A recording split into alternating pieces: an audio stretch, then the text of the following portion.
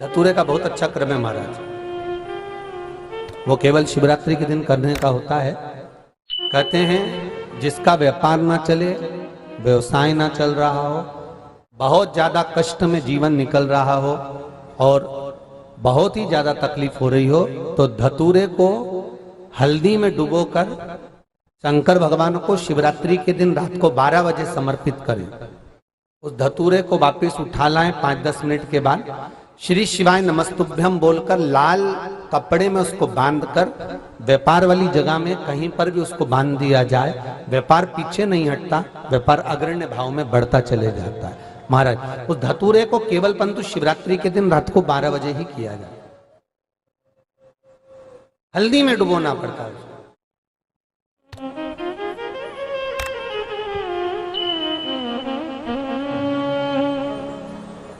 यही प्रमाण एक क्रम में और है महाराज जी। लिंग पुराण कहती है, मान लो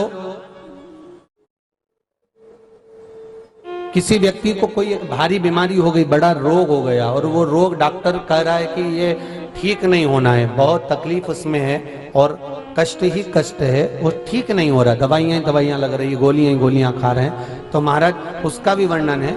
7 धतूरे, कितने धतूरे लेना है? 7 धतूरे। कोई सी भी शिवरात्रि से मतलब महीने में एक बार शिवरात्रि आती है, प्रत्येक महीने आती है। किसी भी शिवरात्रि के दिन 7 धतूरे लेकर एक धतूरे में मौली, लच्छा, नाड़ा लपेटकर चंद्रमौली भगवान का स्मरण कर उस मौली को लपेटकर 6 धतूरे में हल्दी लगाकर शंकर भगवान की जो जलाधारी है, जलाधारी में आपको पहले भी वर्णन किया है,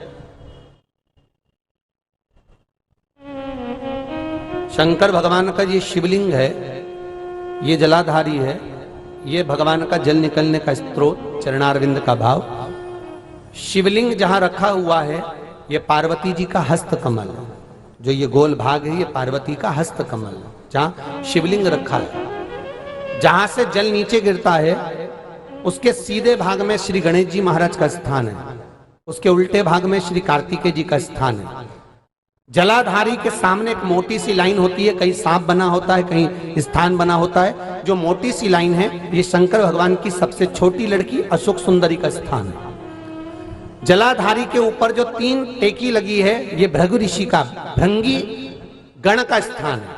इसके ऊपर जो कलश है, कलश में जो पानी भरा जाता है वो पानी जो बूंद बूंद नीचे गिरता है ये शंकर भगवान की 5 लड़कियों का स्थान है। जया, विषहरा, सामरीबारी, दोतली और देव, ये 5 लड़कियों का स्थान है। शंकर भगवान का संपूर्ण परिवार शिवलिंग के सामने से, जहां से जल चालू होता है गिरने के लिए नीचे की ओर जब जल जाता है, उस स्थान पर भगवान शंकर के सारे गणों का स्थान है।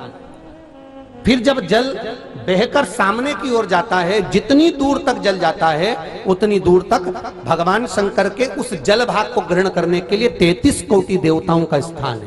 इसलिए उस जल को हम लांघते नहीं है, क्योंकि वहां 33 कोटि देवता विराजमान रहते हैं महाराज।